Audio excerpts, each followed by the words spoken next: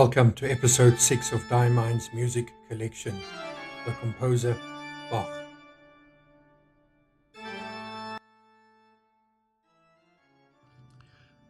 Diamine on Clairefontaine. This one's a slow burn. At first glance, it just looks like a brown. Nothing crazy, you almost think, okay, that's it. But give it a second, especially on this paper, and it starts to wake up a bit. You'll see the warmer tones creeping in, almost like a hint of copper, where the ink settles heavier. Not loud, not dramatic, just there. Clairefontaine is doing a lot of the heavy lifting here. It keeps the ink sitting along on the surface, enough for shading to actually show itself, and it does, nicely. You get the shift from lighter strokes to darker ones without it looking forced. It's clean.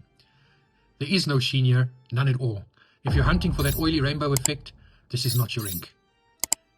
This is more sit down, focus, get your thoughts out kind of ink. The responsible adult in the room. The writing feel is exactly what you'd expect. Smooth, easy, and no resistance. The pen just goes, no feathering, no weirdness, and no surprises. As for the drying time, you'll have to give it a moment. It's Clairefontaine, so if you smear it, that's a bit of a life choice. What I like about this combo is that it doesn't try too hard. It's not begging for attention. But the more you use it, the more you start to appreciate it. And it has grown on me. It's not the ink you show off at first. There's no shimmer, there's no sheen, but it might be the one you keep coming back to. On Clairefontaine, Bach felt a bit dressed up. Here it relaxes a bit. The paper pulls the ink in just enough that everything softens. The edges, the contrast, the whole mood. It still looks like that deep brown, but it's quieter. Less look at this, and more just right. I notice it most when I'm halfway down the page and not thinking about the ink anymore. That's when it's doing its best work. The shading is still there, but it's not jumping out at you. It kind of blends into your handwriting, which makes my handwriting look better than it deserves. You'll see the warmer tones, you'll catch them now and then, especially if you slow down or go over a stroke twice, but you have to meet this ink halfway, especially on this paper. The combo doesn't hand you anything. Writing on Kakimori has a bit of grip, and I actually like that here. It stops me from rushing. You feel the page a little more, and for some reason, that just fits this ink. It makes me write slower, which is probably a good thing. Dry time is quicker than Clairefontaine, enough that I don't have to think about it, which is great because I will absolutely forget and drag my hand straight through a line like an idiot. What I like about this pairing is that it feels honest. It's not trying to turn the ink into something it's not. No sheen, no tricks, and no drama.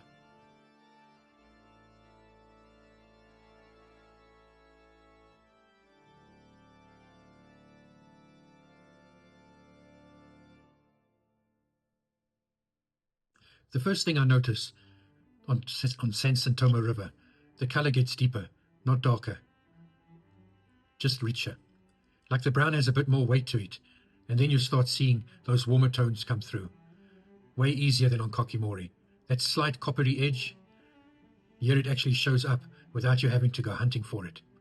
The shading is sharper too. You'll get proper light and dark contrast in a single word, especially if you're using anything broader than a fine nib. It doesn't blend as much as it did on Kakimori. It separates, looks cleaner and more defined. And this paper, it holds the ink right on the surface. So every time it feels a bit more precise. Your lines look crisp, almost like the ink is sitting there going, don't mess this up. Writing feel is that classic Tomoe River glide. Very smooth, almost too easy. If Kakimori slows you down, this does the opposite. You can fly across the page. Whether that's a good idea or not depends on your handwriting. There's no real sheen here either. Maybe the thinnest hint if you really push it. But again, not the point of this ink. Drying time, this is where you need to behave yourself. It takes a moment. If you go too fast with your hand, you'll smear it. Ask me, I know.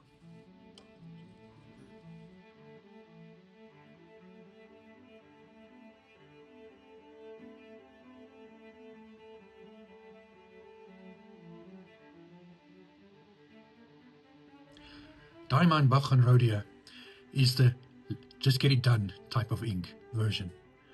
It looks good, just not in the showy way. The brown comes out a bit more even than on Tomoe River with less depth, less drama, but still nice. Just more straightforward. You don't get that soft richness or coppery surprise. It's basically Bach behaving itself in public.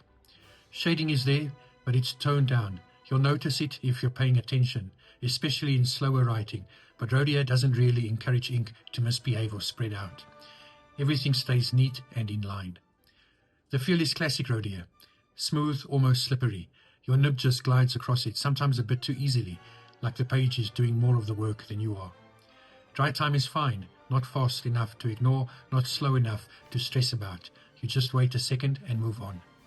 What I like about this combo is that it is predictable. You always know what you're getting. No surprises, no weird behavior, no why did it do that moments.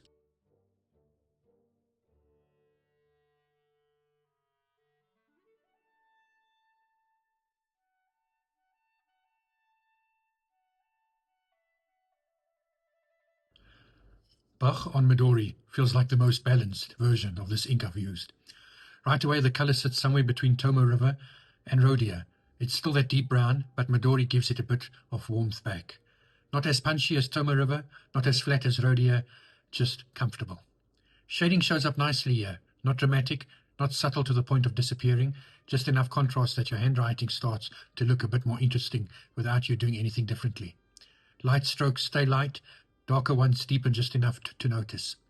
The warmer tones in Bach actually come through better than I expected on Midori. You don't have to hunt for them like on Rhodia, but they're not as bold as on Tomoe River either.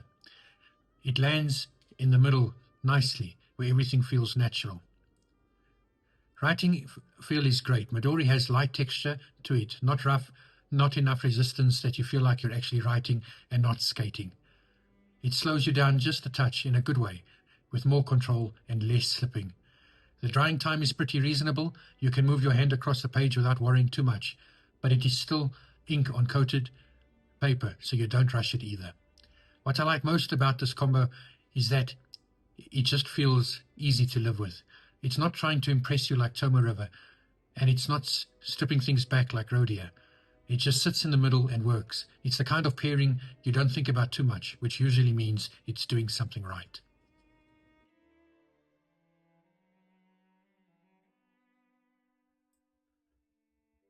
In this episode, I put Diamine's Choppin to the test. Diamine's Choppin looks like a calm, almost classical blue-grey at first, refined, slightly muted, nothing too dramatic. But the moment you put it on good paper and you give it a bit more ink to work with, it starts to shift. There's depth here, subtle shading that moves between softer and darker tones, and under the right conditions you'll start to see a gentle red sheen creeping in around the edges. Not loud, but definitely there. It's one of those inks that doesn't try to impress you immediately. It builds on you. And in this video, I'm putting it through its paces across different papers to see exactly where it stays controlled and where it starts to break character. So if this intrigues you, if you find this interesting, please join me for episode 7 of Diamine's music collection. Well, folks, Bach Diamine is one of those inks that settles in and behaves itself. It's a steady, deep brown that works across different papers without turning into a guessing game every time you switch notebooks. It shades nicely. It's consistent, and it doesn't suddenly decide to change personality halfway through a page. You just write, and it does its job quietly in the background. It's not flashy, not loud, but it's the kind of ink you end up reaching for without even thinking about it. The comfortable hoodie of your ink drawer. If Bach were a person, it wouldn't be the one dancing on the table at the party. It's the one quietly fixing your Wi-Fi so everyone stops complaining and the music can actually load. I hope you enjoyed this video. I hope you found it of value and entertaining to you. And if so, it would mean the world to me if you would like and subscribe to this video and channel, and if you would also forward this to your friends and family. This has been another presentation of The Honest Nib, and until we meet again, look after yourself and take care. Bye-bye.